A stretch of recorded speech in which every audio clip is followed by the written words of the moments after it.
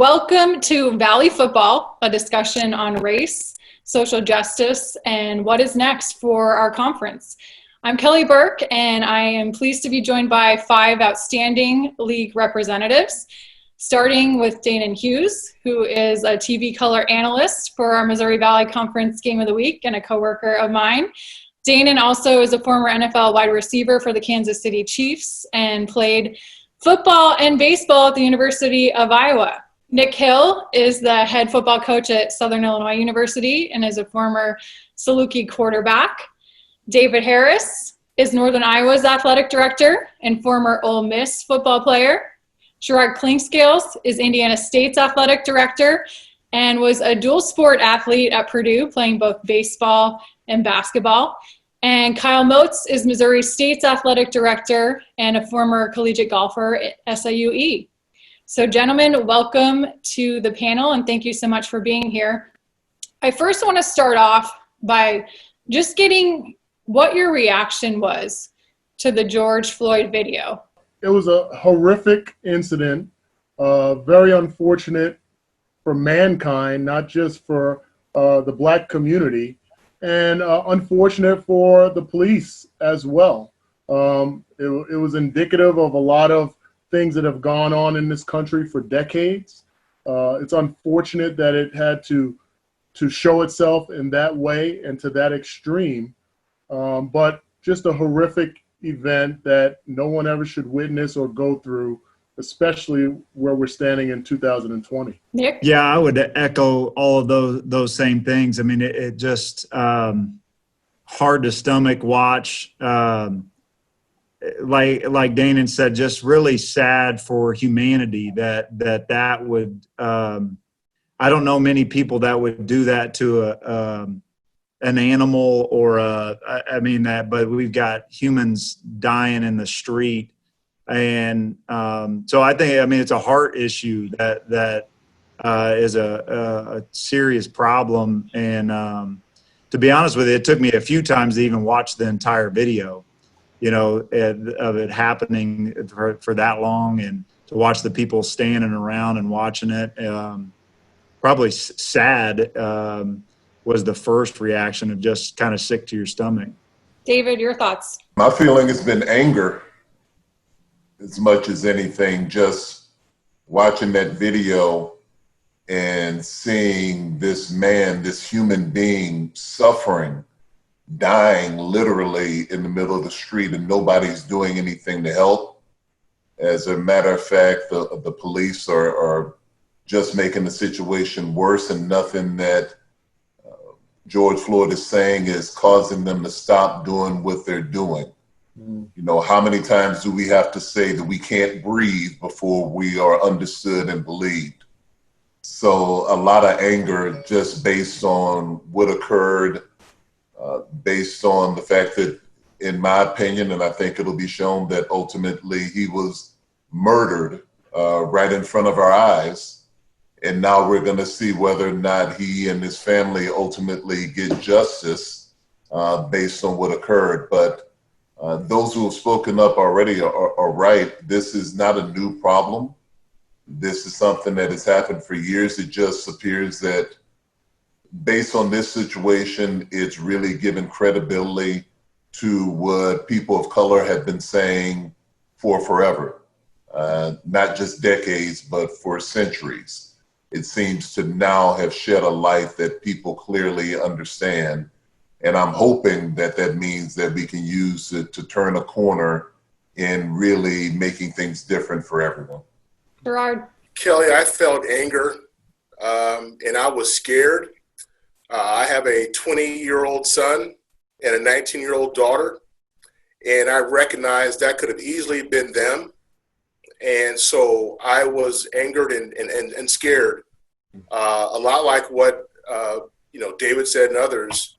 It just is unfortunate that it had to be seen, what people of color have always known that's gone on for so long, and to watch it play out on the screen was just devastating.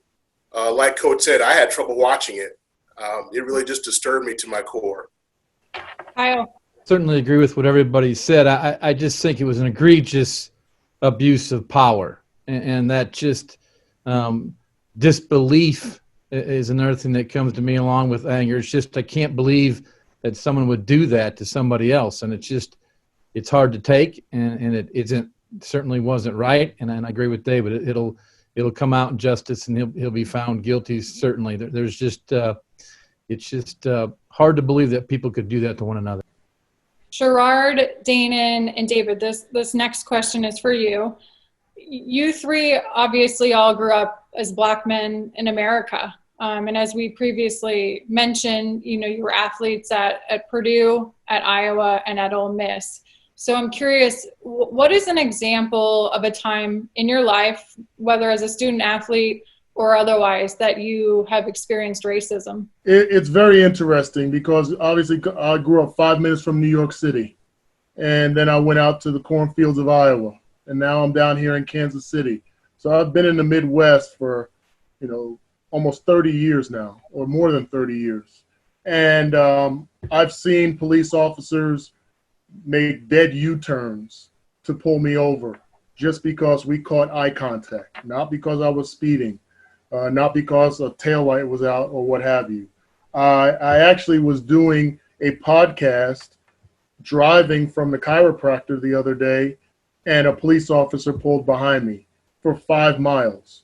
And I could tell through the rearview mirror that he was running my information. And I'm sitting and talking on my speaker in the car about this same topic.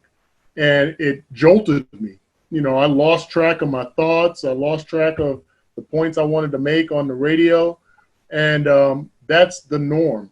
We've become accustomed to brushing some of this stuff off, recognizing when police are just pulling us over because it's driving while Black.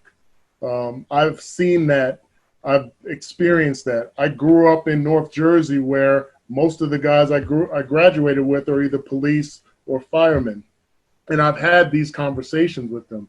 And I've also had family members that still live there that have gone through things. We're seeing things now in the news with the University of Iowa and some alumni that are there. So they have gone through different things as well. So this is not new. Like David said, this has been around for decades and centuries, and I've experienced it from every angle: the looks, the assumptions, the quick stance in regards to feeling like a threat, like a police officer speaking to me and feeling like he's immediately in a threatening position. And that just creates a lot of anxiety and angst. And like Sherard said, fear, because I have 5 children, 2 of them are young men. And so it perpetuates itself in many different ways. But yeah, I've had those experiences. Kelly, well, I can give numerous examples of objective racism. To me, it's been more, I could talk more about how it's just something that you just experience in terms of, you can't make any mistakes. You have to be perfect in what you do, how you say it. And then when you say it that way, then judge, well, wow, you can do this, you can do that. So it's something that's kind of pervasive in just society. And again, you just kind of embrace it because you have to. If you don't, then you're going to be one that's going to be kind of set aside. So, while there's a lot of objective of racism that I've experienced, to me, the course of my time as a 50-year-old Black man is that the perceptions that I have to overcome each and every day to dispel what people already believe about me, and then having to always kind of be on time all the time, and that knowing that if I don't, then I'm going to be judged, and I call it gotcha. Oh, there it is. And so that's why I've always trained my children. My parents trained me the same way, that I have to be on point all the time in what I do, and that my margin for error is. Yeah, which is crazy, Sherard, because you think about yourself, Danan, David. I mean, on paper, you guys are all 3 very successful men at what you do, and the way you live your life, and it's just unfathomable to think that. David, I'd love for you to jump in too on the question. Sure. A couple of things immediately come to mind. I can remember being in high school. I remember this distinctly. I was a sophomore, and during a game, I remember getting into it with a guy on the opposing team. I think he was offensive lineman. I was a defensive lineman, just normal football stuff, no big deal. But then I remember, of all places, going through the handshake line. In the handshake line after the game, and when I came up to the guy to shake his hand, he leans in and calls me the N-word during the handshake line after the game. And so I get furious, and I'm in a spot where I go after him and have to be separated from him. Now, not the first time in my life I'd been called that, but certainly not something I was expecting to have happen after a football game from an opponent. I also think about when I was younger, one of my responsibilities was that I would go with my mom to the grocery store to get groceries every 2 weeks or every month, however often we would go. I always looked at it as an opportunity to be able to stack the basket with whatever it was that I wanted to have in the house. So we ended up getting a lot of cookies and honey buns and all that kind of stuff. So that was always a good thing for me. But I also remember, and I was probably about my son's age. So my son is 9. I have 2 kids, an 18-year-old and a 9-year-old. When I was about my son's age, I can remember being in the store distinctly and having my hand in my pocket, my hands in my pockets. And I can remember my mom yelling at me saying, "Do not put your hands in your pocket." As a young Black boy, if you have your hands in your pocket, the people in the store are going to think that you stole something, and that is going to cause a problem. And this was, if I were 8 or 9, this was about 1979, 1980. I grew up in Baton Rouge, Louisiana. And so back to what Sherard was talking about, it's not even always the times that overt racism is a part of what you go through, but it's the implications of that that can cause you problems, to where now, as a 9-year-old boy, I'm going around, instead of thinking about grabbing an extra honey bun or whatever, I'm thinking, okay, don't put your hands in your pocket. Don't put your hands in your pocket, because I'm legitimately afraid now that they're going to think I stole something and they're going to call the police and I'm going to end up going to jail just because. And my mom didn't make that up, right? She wasn't saying that to scare me. She was saying that because she loved me, and she had seen that, right? She had seen that behavior. She had seen, she grew up in New Orleans, Louisiana.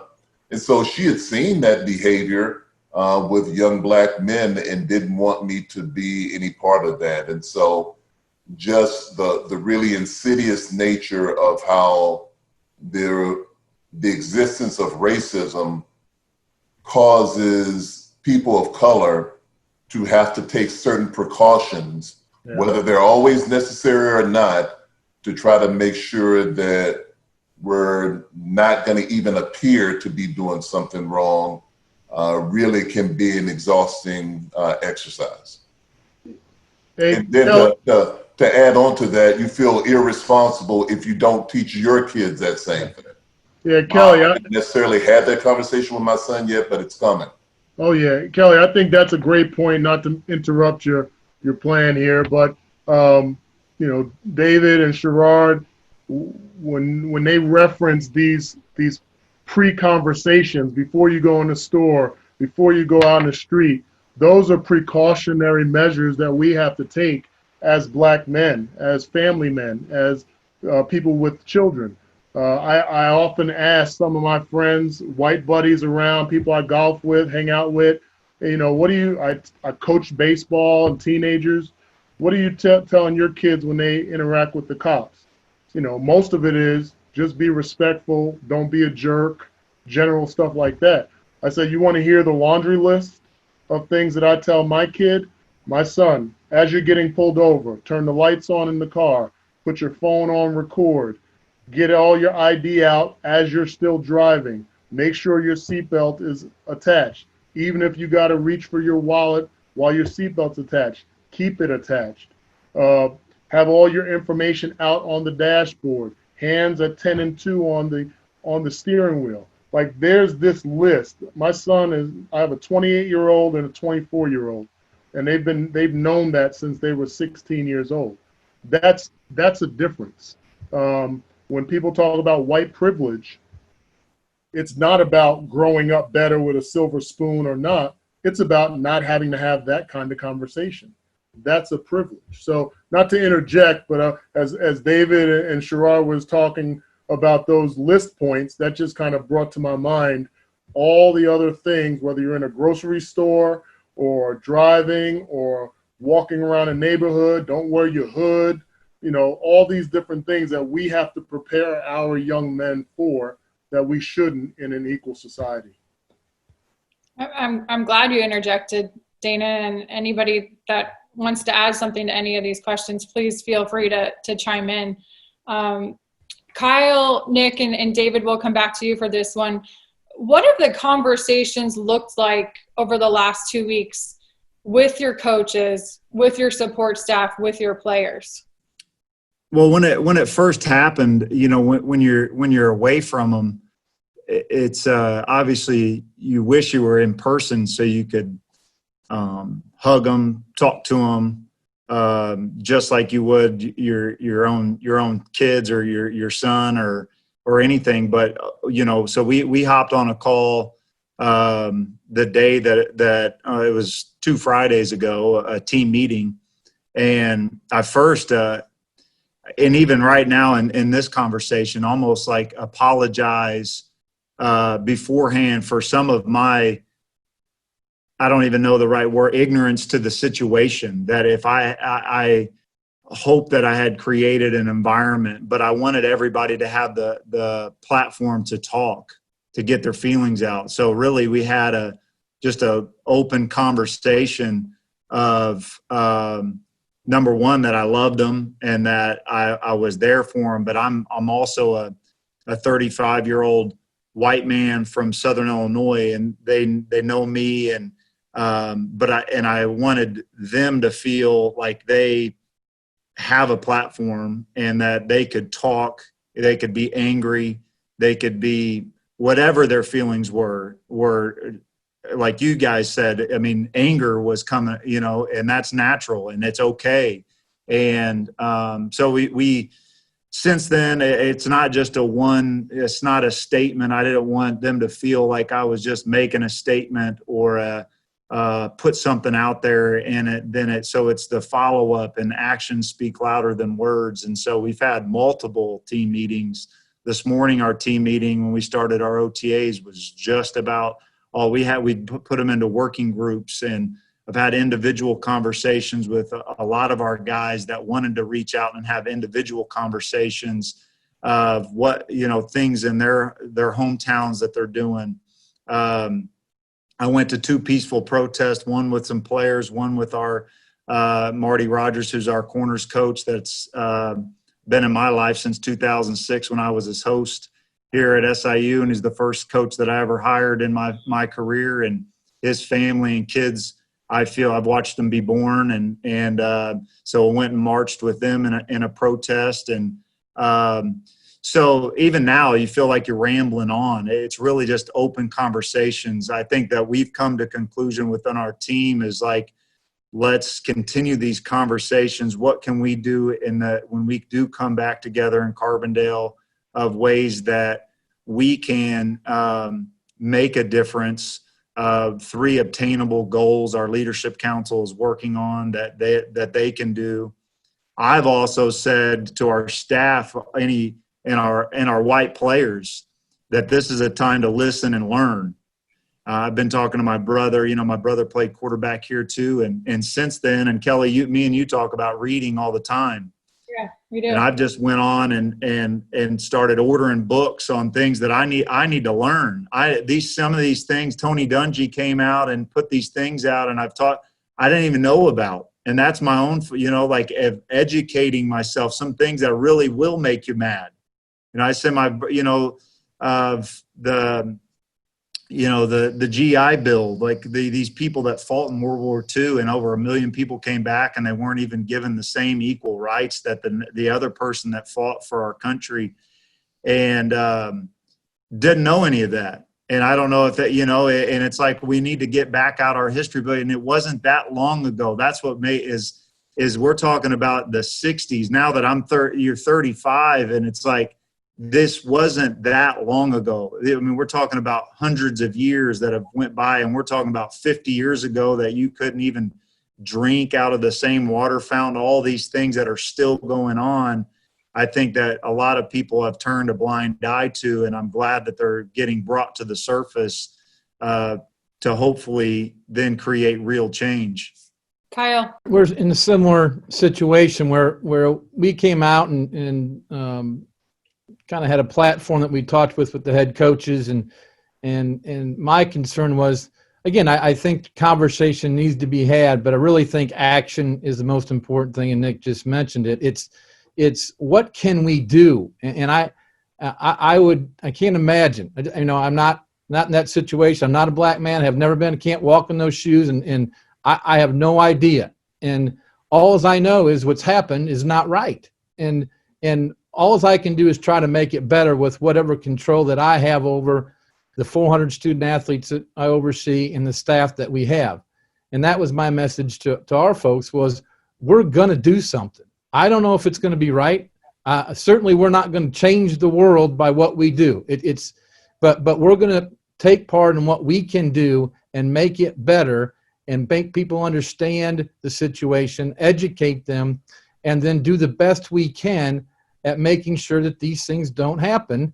And part of our program was going back to, not to get too much in the weeds, but starting with community involvement at a young age. Again, I don't know what the experts say, if it's second or third grade, third or fourth, but these issues at their level need to be discussed because they're shaping their ideals at this particular time. And a lot of that comes from their parents. I get that, and can't change what their parents necessarily do, but we certainly can do it in the educational realm when we're out in the community. And that's where we can make a difference there. I know we can. All of our student athletes, not just in Springfield, Missouri, all of them can. So that was one of the areas that we wanted to concentrate on. We don't have all the answers in terms of programming, but we're working on it. We're talking about it. Our student athletes are engaged in it. They want to be part of it, which is great. And everybody has diversity training. We certainly have it, but we need to ramp it up. It's not as good as it should be or it can be, and we got to do better at that. So I think those are some of the areas that we're just trying to zero in on. What can we do to make a difference? And I realize it's certainly a daunting task. It really is, but to not do anything is not the right answer. And I would say with Kyle is like, I feel like this is really a white problem. And as two guys on here, and like he said with the kids, as I read the Nelson Mandela, it's like hatred, it's a learned thing, and so is love. Like that, you don't. And I think of my little girls, and they don't know that has to be taught and heard at the dinner table and brought up and those type of things. And you really think back on it. And even for me, and the margin for error, I wrote that down, taking notes, is like, I've never felt that, but I've seen that with our players. We recruit a kid with dreadlocks from Miami, and he's in Carbondale, and his margin for error to mess up, is so small, and that's a real thing. And it shouldn't be, if he's walking or if he's in Walmart or whatever, just because of the color of his skin and the way that he wears his hair is not right. And you really, if you're not going to admit that too, now listen, we played a sermon to our players this morning, and it's a pastor in LA is like, until we all admit there's a problem, you can't fix the problem. And we have to all be willing to say that there is a problem, a big problem, no matter if you feel like you're racist or whatever. But there are a lot of people that need to dig real deep in their heart to know that, yeah, I can change some things. I can make a difference. I can change my heart. David, what are some of the conversations that you've had in Cedar Falls? Fortunately, one of the things that we started doing when I arrived here 4 years ago is that each fall we would have what are called listening sessions with student athletes of color, where basically I would go into the room with select student athletes and just listen to them talk about issues and challenges and things that they wanted to share with me directly. So a couple of times we've done that in our offices. I think this past fall I did it in my home with student athletes just trying to build that relationship. From that, we built what's called a multicultural student athlete leadership team, where on an annual basis, usually a couple of times a year, they are responsible for putting on events for our student athletes of color. And in addition to having those fun events, or as a part of having those fun events, then we have a speaker come in and talk with them about the importance of what they do, how they do it, how they carry themselves, how to set them up for success. This past fall, we also did a session where we brought in African-American male community leaders into a session with our African-American student athletes, just so they can see, you know, these are all the people that are in the community that can help you and support you.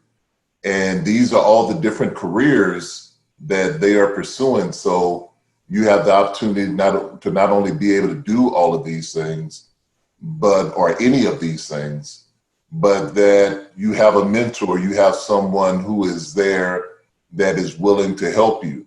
So now as we go through this situation this summer, I was telling a staff member just recently that we want to bring that group back together in a virtual format, in a Zoom call, have student athletes and some of those professionals come back together to just talk about how they're doing and how they're handling the situation, and to have a check-in point with them. We also want to do it with our African-American female student athletes and African-American women that are in the community, to give them a checkpoint. So for us, it's a part of an ongoing process that will continue to try to make sure that we're building relationships, that we're empowering them, that we're giving them a voice and ability to know that they can speak on anything and feel heard, and that we're really encouraging them. And then with our coaches, we just had this conversation at our last head coaches meeting, which I guess was on Thursday or Friday of last week, and really just opened it up for them to be able to share their thoughts and share their experiences and share how their student athletes are doing, and then talk a little bit about how we can work as a department to make sure that this is something that we address. Because for us, the view is that with everything that's going on with the pandemic, we know that that's something that everybody's going to be dealing with if and when they come back to campus in the fall. But so is this. They're going to be on equal footing in many cases, and not just for students of color, for all students, because I've gotten, you know, any number of phone calls, emails, text messages from people of all racial backgrounds, reaching out, expressing frustration, being upset. And so I would think we're going to have Black, white, brown students coming back to our campuses across the country with a lot on their minds and a lot that they want to share and needing support. And so we can't be blind to the fact that this is going to impact students across the board. And then finally, I think Coach mentioned that this is something we all have to work on together. Sometimes the traditional view of how you deal with issues of diversity or a lack of diversity or anything around people of color is that you get a group of people of color together in a room, and you send them in the room and you ask them to come up with recommendations and suggestions on what can be done differently. And African-American people can't solve racism. We just can't, certainly not on our own. We need help. And in many cases, in all cases, it's not a problem that we created. is not a problem that we asked for. We didn't create it. We don't want it. We want to get rid of it. But it's not something that we can dictate. It's not something that we can make happen. We need the cooperation of our white brothers and sisters and our brown brothers and sisters, everybody sticking up for just the idea that we are all human beings. We're all deserving of respect, and we all want this country to live up to its ideals. What kind of transparency do you think is needed going forward? And Danan, not only with this league, but you could also speak to the situation and the accusations going on at University of Iowa too. Yeah, I think in anything, I've never been to a Alcoholics Anonymous class. I've never been to a Drug Anonymous class or any of those. But it's my understanding that the first thing that you have to address is acknowledging. This is what I am. This is what's happening. I think Nick hit it dead on, and Kyle as well. There's an acknowledgement that's going on now that we had never seen before. And I think that's encouraging, but that can't be it. We've all been athletes. If I false stepped at the line of scrimmage, or an offensive lineman took a false step on a pull, or Sherard with his basketball, his elbow out versus elbow in, or arm slots, David in football at the D-line in the trenches, if something was going on, the coaches didn't just address it one time, me acknowledge it, and then he never talked to me again about it. It was repetition, ironing out. And that's what's needed now. That's what we're seeing people stepping up and saying, I don't care anymore about what I'm thinking, and I'm keeping it to myself. I'm saying it. We're seeing it at Iowa. We're seeing it on campuses all over. We're seeing it with leaders. The time to shut up is no longer going to be a place, and we have to make those adjustments. And the first thing would be about listening. Like Nick said, it's got to be about listening and hearing everybody. And I'm encouraged that that's happening now. I often equate this to this. And Kelly, if one of your, not to put this on you, so I'll just say one of your girlfriends has a job and comes to this group and talks about being sexually harassed or objectified or what have you. You know what this group is going to do? I'm just going to make a big assumption. We're going to shut up and listen. Oftentimes what we're seeing a lot in social media and 24-hour television is people got a lot of opinions about something that they will never, ever experience. And what we need to do is just shut up and listen sometimes. And that's encouraging in itself, because you'll never know the weights that are on different people's shoulders based on the experiences that they've gone through in their lives for generations. So that's a huge step. I commend you guys for being willing and opening that kind of door. But that's what's necessary, is listening, making Black people feel like for the first time, my experience matters. Because in the past, you always tried to tell me I was just making it up. And that's what we're seeing, a dynamic that's shifting in the right way. I like that tagline, shut up and listen. That's good, Danan. Sherard, your thoughts? Yeah, Kelly, I would say with two words. First of all, I'd say authenticity. I think more than ever, and it starts with our coaches, that people have to speak and be really authentic. Right now, it's very easy to have this discussion and to show empathy. But to me, it goes deeper than that. And I think that's be genuine authenticity. And to go along with that is, I think it takes courage now. It's going to take courage for people to be able to admit their wrongs. It's going to take courage for people to hire people that aren't like them. It's going to take courage to be able to give people opportunities that they may not have before. And obviously people have to earn those opportunities. But those two things really resonate with me. Authenticity, I tell my coaches all the time, if you're not authentic, forget about it. And I like to be around people that when they say what they mean what they say. I had a pitching coach with the Cubs, named Oscar Acosta, who's gone now. But when I joined the Cubs, he was so honest with me. He told me how bad I really was. And I really appreciated it, as opposed to the other organization that told me everything I wanted to hear.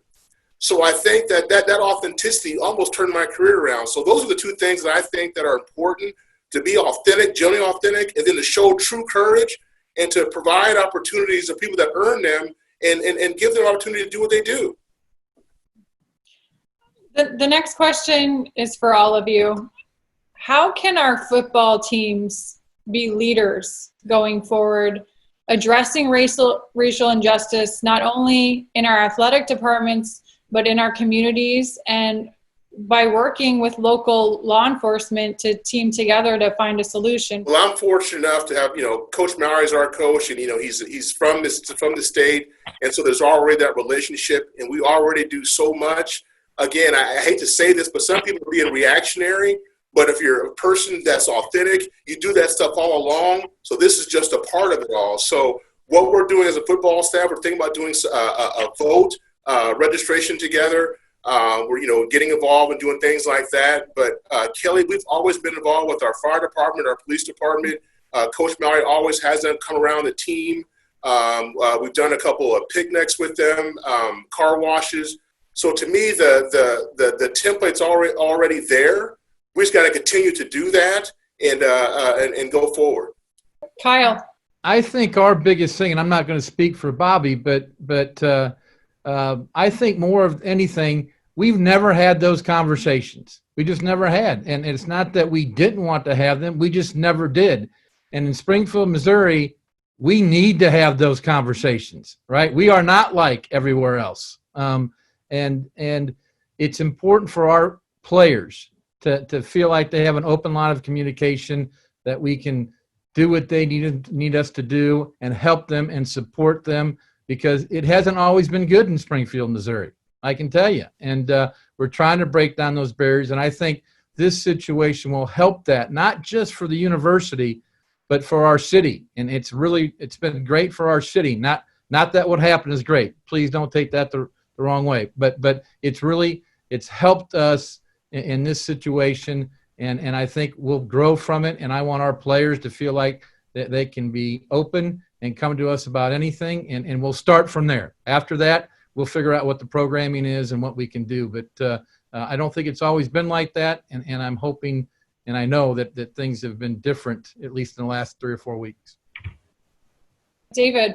I would say the same thing to them as I would say to anyone in this situation, and that's really about holding each other accountable in the private conversations that are occurring, because within a team environment, you already have that happening in many regards to the sport.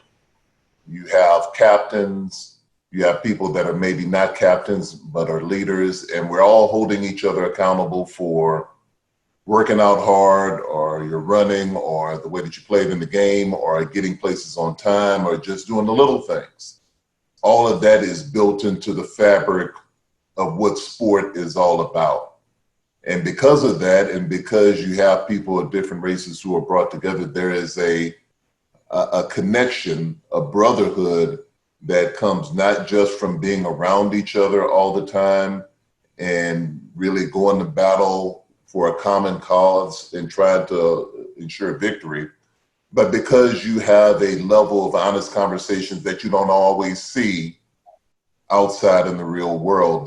The things that people talk about in locker rooms or on football fields or in private conversations, there's a level of rawness and honesty that I think when student athletes finish their careers, they end up missing having that type of camaraderie, that type of connection, and those types of conversations. So to me, I think it's just building on those already existing conversations, that culture that exists that says, hey, if you're doing something wrong, I'm going to tell you. I'm going to tell you with love. I'm going to tell you with respect. You may not want to hear what I have to say. You may not necessarily like the way that I say it, but I'm always going to do it in a way that try to help you be a better person and try to help you have a better understanding of what it is that we're talking about. And so when we talk about football teams going out and connecting with the police department or being leaders in the community and the things that they can do, I think the first step in all of that is all of us kind of, checking ourselves internally and the people that we're around most of the time, and to make sure that your teammates, that your team is in alignment with the right things to do in the right way to get those things done. And if you can do that as an individual, do it first and foremost with yourself, but then with your teammates and the people that you come into contact with. It's amazing how some of those bigger issues start to take care of themselves a little bit more, just because you're beginning to not only change the mind of people, but you're beginning to impact their heart, which is an even bigger aspect of how we should be going forward. Nick. I think what all three of those guys said, and can't really say it better than David and Sherard. I feel like already so many football programs are doing these type of things, and same thing with the police and the firefighters in the community, and having these people come in and be around your team, and creating those relationships and the community service and getting them out with the younger the kids. And I think the more people that you can get them around. We've had a conversation with our team is that, in a football locker room with 105 guys of all different races, that's where I sometimes probably take it for granted that you've been teammates with so many people. You play this game long enough, and you compete and you play and you have great friendships, and that average person, even from where I'm from, might have one or two relationships with an African-American friend or family, the two families that live in your town, not the hundreds of teammates that I've had and friends and all of that. And so I've talked to our guys as we have to be even more advocates for our brothers of the black race on our teams, of letting them know. I think where I can, and I've apologized, is I have to do a better job of interjecting in those private conversations, or even just a conversation that you hear. Sometimes maybe it's like, man, I'm just going to remove myself from this situation because this isn't a conversation that I agree with, or whatever it is. But being more so now, not confrontational, but bringing it to their attention on why you can't even, instead of removing yourself, is bringing yourself into the conversation to talk about the why. And so I think that letting them see our team together. I mean, that's the one thing that football, you come to our games and you see, black offensive linemen blocking for white quarterbacks and throwing and catching. And what this game does is the connecting in the community should be able to come out and see that and watch that. But we have helmets on and we have shoulder pads on and they cheer for us. But the more we can get them out there to take the helmet off and they see what the great young men that we have is what I need to do a better job of. You try to do it. You try to get them out there in the community, but trying even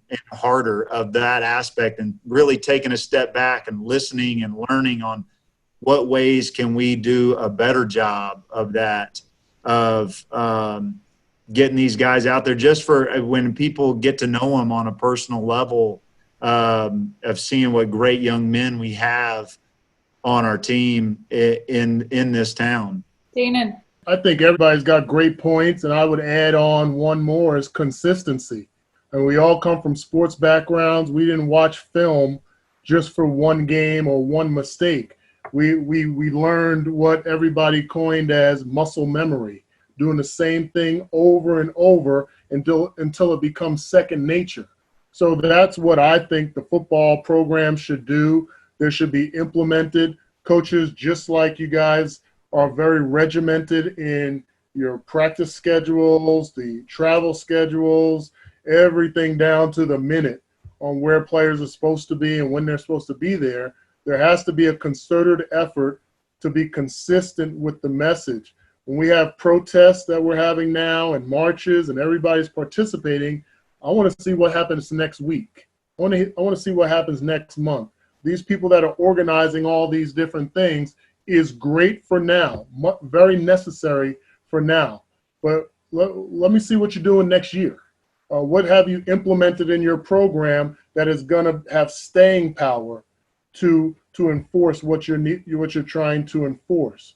I have people and friends that have a small amount of followers on social media, and we get into a back and forth. And I don't try to bang somebody over the head with a racial conversation like I am the utmost authority, but I just try to present a perspective that maybe, like Kyle said, you go, and Nick talked about, where you have white people that don't have black friends, don't interact on a regular basis with black friends. I'm right up the road from Springfield, so I know about that, Kyle, and that area of the state.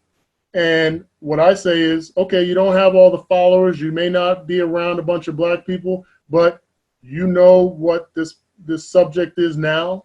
You have Thanksgiving dinner, you got Christmas dinner with your family, you got the neighborhood barbecue, you got a happy hour with your coworkers, you meet around at the coffee pot in the office. There are opportunities, and it's gonna take consistency and like David and Sherard talked about earlier, breaking down those preconceived notions that you're not supposed to talk about it. Like the old saying of, you don't talk religion, don't talk politics, and don't talk money. Forget all that. Forget it. This is a time, if that has ever been a staple in your houses or in your programs, that's when this needs to be erased.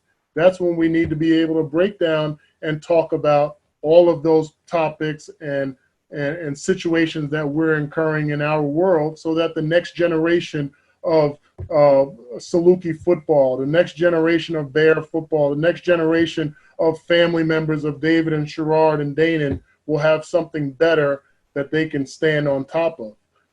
That's what I think we should all be called to do. Gentlemen, I want to be respectful of your time, so we have just a couple more questions. Nick, you said something early in our discussion. You mentioned that you had participated in 2 peaceful protests last week, and so what are the big takeaways from those protests, those peaceful protests that you participated in? The ones that I left, I was even more inspired, listening to the speeches, listening to the especially the individuals that put it on, the reasons why they put it on. And I was encouraged to see our community show up, whites, and there were so many people there, that were happy to take the streets. I mean, there was, in Carbondale, I don't know how many people they ended up saying, a couple thousand, showed up, and it was just based off of, word of mouth is how I heard that was going on. A couple players asked me to go with them, and me and the basketball Brian walked up there from here, and it was, it was peaceful. It was for the right reasons. I don't know. Whenever I went, I didn't know what to expect. I'd never been to a protest before, so I guess it was new to me. And but I left there even more, I guess, inspired to create change, to spread the word of people that weren't there.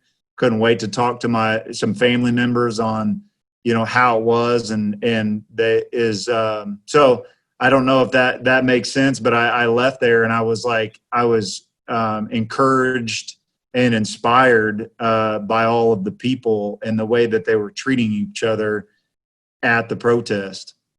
What gives you hope going forward that we can continue to create meaningful change? Kelly, the fact that we're having a conversation means an awful lot. I think that's something. It's unfortunate. It's in reaction to something. But I think the fact that David and I are here in this position shows that we've made some progress, and that we can build on this and continue to grow, so that people come behind us, we'll have even more opportunities. So I'm certainly encouraged. I'm an optimist. We have to be. But that's what I'm encouraged about, because I know that I wouldn't be where I'm at if it weren't for people of the other color that helped me and supported me. But the key to that was, Kelly, is that they gave me an opportunity to be successful. You have to be set up to be successful. And I think that's the part that I think that people have missed a lot, is that when you are set up for success, obviously you got to take advantage of it and earn it. But you have to put your student athletes, you have to put people in your management team, you have to put people in a position to be successful in order for them to grow and then support that. Even if they make mistakes, allow that and help them to grow through it and move on. That's what I've seen in my life, is that people sometimes are given opportunities to be successful. And after a while, they figure it out. That's what I hope that people like myself and Dana and David are setting for other people going forward. I don't think we have a choice. I think it's the right thing to do, and we should be doing it. And for whatever excuses we've given and throughout history, it's the right thing to do. I just go back and I'm really a simple person. I'm not very complicated at all. It's just, if you do the right thing, it makes it a lot easier. And I realize that some folks don't do the right things, but our ability to try to do the right thing and be an influence of others is all we can do, because it's the right thing. I had this, again, it's probably, it seems too simplistic, but everybody else has talked about athletics, and we have that huddle. And when you look in the huddle, you don't care if they're black. You don't care if they got green eyes. We don't care what they have. We're trying to win the game based upon who's in that huddle and who's on that team. What I get somewhat frustrated about is, and I think Tom Herman said, or has been saying it at Texas, and I haven't read his entire thing, but it's like, it's okay, for our fans and everybody else when we're on the field. But then when we walk away, well, I think what Dana said, when we walk away from that, then everything changes. Well, I don't know why it has to change. I don't get that. It doesn't make sense to me. If everybody's good enough when you're playing to root for them, slap them on the back when they walk around the court or the field, and then it's like all of a sudden it's different. We just change our perception and change our judgment on things. Athletics is good, and then all of a sudden when we leave the field, then it changes. Well, I don't think it has to do that. That's extraordinarily frustrating to me, because I think that same person on the field, the same person off the field.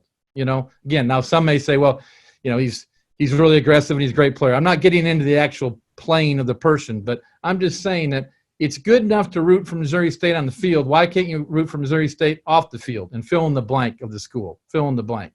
It's just at this particular time, it's just the right thing to do. We've got to make good, educated decisions and do what's right for people. And I just think now is the time more than ever, and we just have to do the right thing. And I know that's extraordinarily simplistic, but it's just, I think that's where we've got to start somewhere where people understand that just your way isn't the only way. And somewhere we've gotten so separated, and I don't know when it happened, but it's like, I'm not getting into politics, but one way can't be the only way. If you believe this can't be the only way, there's different ways of doing things, and we can't be so absolute. And I feel like we're absolute. So I'll stop there, Kelly. Sorry, I get rambling. I shouldn't do that. I apologize. David. I'm hopeful because I think more than any other time that I can remember, there seems to be really powerful momentum around these conversations. If you're at home, as I know many of us are, and you're watching TV and you see the protests that are happening, people speaking out, people of all colors, people of all backgrounds, who are really motivated to try to make a change. Now, I agree completely with Danan. Where are they going to be next week, next month, and next year? But as we sit here today, I can never remember a time when I have more people reaching out to me asking questions. I have a friend of mine from high school who called me just yesterday to have this conversation because he had some things that he was curious about and that he wanted to run by me. so he could learn and take those things into interactions that he's having in his daily life. That doesn't happen all the time, but that's not the first time that that's happened since all of this has occurred. So I feel like for the first time in a very long time, maybe for some of us ever, that there is a listening taking place, there's a pulling together that's taking place. People are using their voices the way that they never have before. People are really standing for what is right. They're looking for a way that they can be a part of that change. They're asking themselves and their friends some tough questions in order to make the adjustments necessary to be able to make it better for everyone. I'm encouraged because I hear people starting with themselves. They aren't talking necessarily about how they're going to change this person or that entity or that organization. Many of the people who are talking to me are talking about, you know, this situation has kind of changed my perspective. I'm thinking about myself. I'm thinking about how I do things. I'm thinking about my biases and my stereotypes or my assumptions that I've made about people and situations and circumstances. And so if we can all continue to do that, if we can be consistent in doing that, then I'm very hopeful that the product of all of that soul searching, so to speak, will be changed behavior in a number of ways. Now, it's not going to be overnight. It's not going to be easy. There's never been anything about this struggle that has been easy, but I think people have been giving a very real example that they can hang their hat on and understand this is what it can look like if you're an African American in America.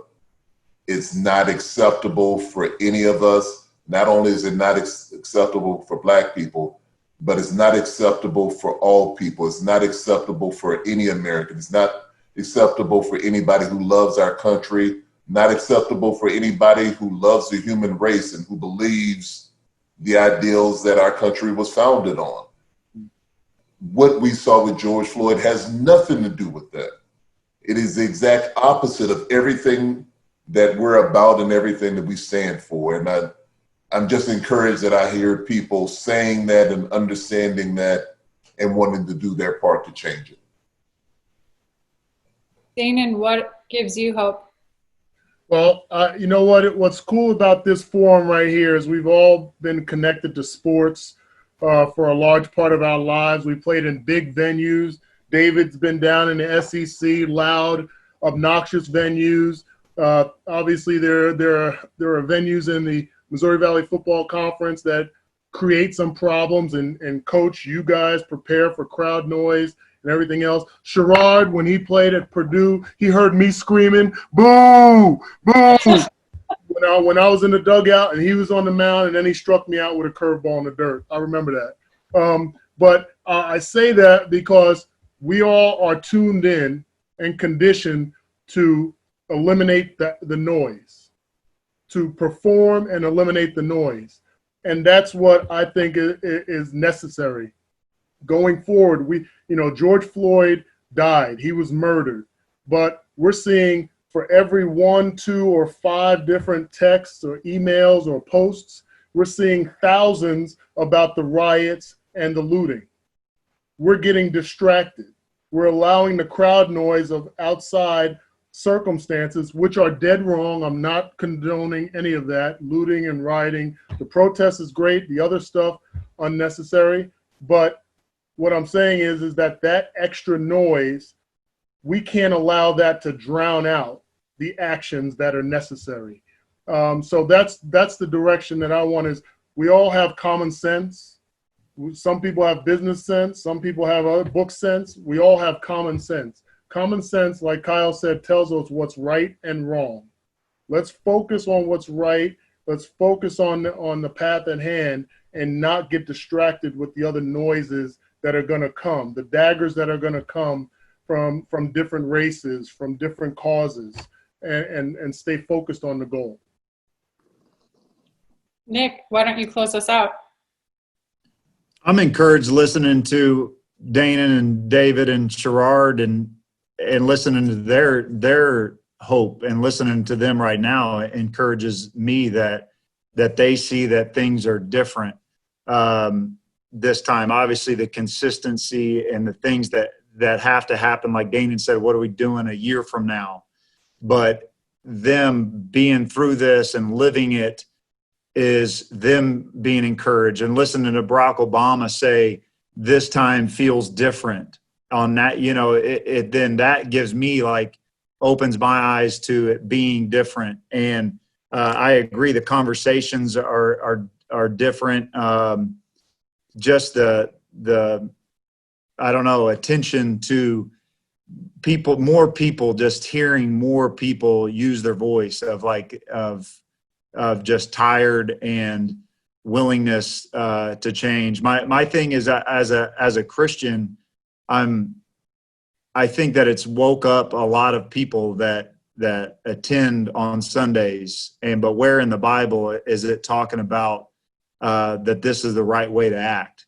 They need to. People are searching their hearts on what it really means to be a good human and to be a good Samaritan, and those stories needs to be brought out, and that's encouraging to me too, of people taking ownership. And so that's encouraging me. It's encouraging to listen to our team, of the continued courage that they have, the stories that they're willingness to hear, and then look to the right and look at a white teammate and tell them they love them still through all. I mean, watching this on TV and everything and seeing that, it's inspiring to watch these young kids still come together is inspiring to me. I would say one thing that's been on my mind is, I think that as a conference that we need to be forward thinking on is, and maybe you guys are already doing it, but with the national anthem, with the NFL, and I think the things that we'll continue to see is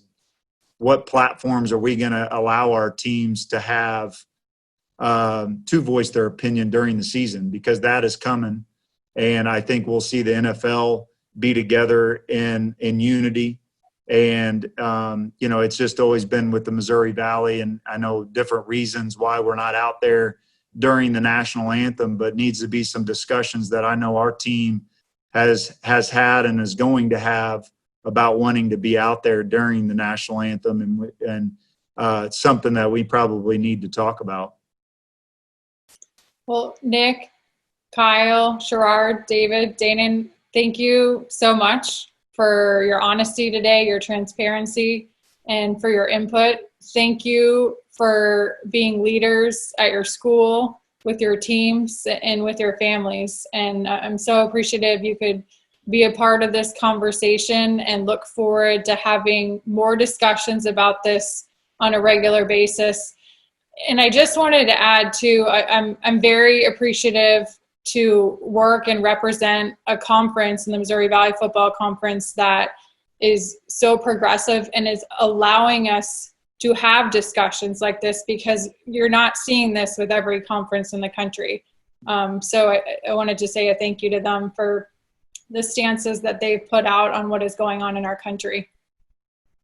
Absolutely. Thanks for having us. Thanks, Kelly. We appreciate it. Thanks, Kelly. Thank you all so much. Thank you. Thanks, All right. guys. Thanks, All the guys. best to you guys.